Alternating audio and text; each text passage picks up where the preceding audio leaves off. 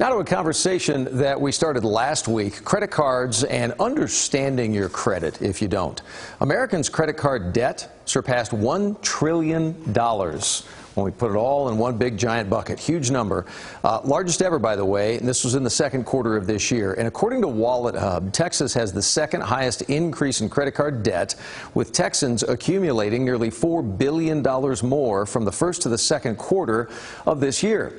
If you're not careful, your debt can wreck your debit and your credit for future plans. But Keith Russell tonight explaining credit cards don't have to be all bad. If you use them right, you can take them and use them to your advantage. That's this week's Dollars and Cents.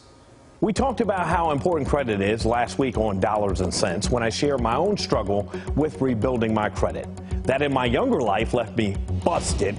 And if you ask my creditors at that time, not to be trusted. During that process, a credit counseling service took my credit cards away. It took me years to repair my credit. Now that I make credit cards work for me instead of working for them.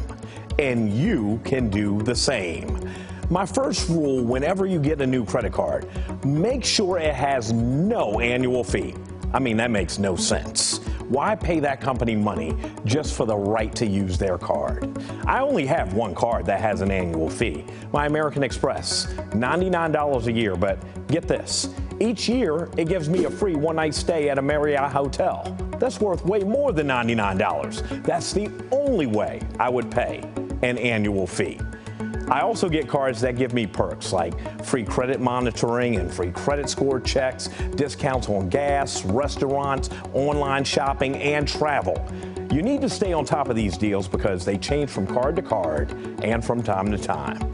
Now, cards that give you points for purchases are nice, but it can be really confusing when you spend thousands of dollars and it only amounts to enough points for a $20 gift card. So my advice is choose one that gives real cash back.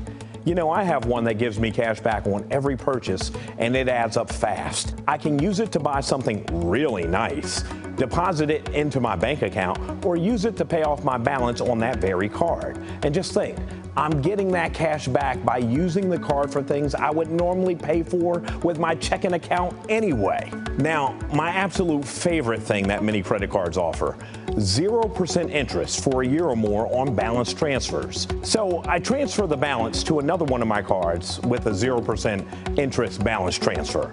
And then when that year of zero interest is up, I transfer it to another card. The whole time, I'm still making payments and paying the balance down, but with no interest and keeping that lump sum of cash right in my pocket. Of course, the credit card or cards you choose have to work for you, but these are just some things that have worked for me.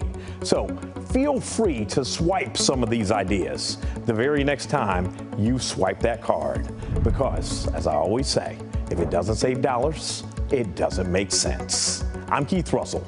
See you next time.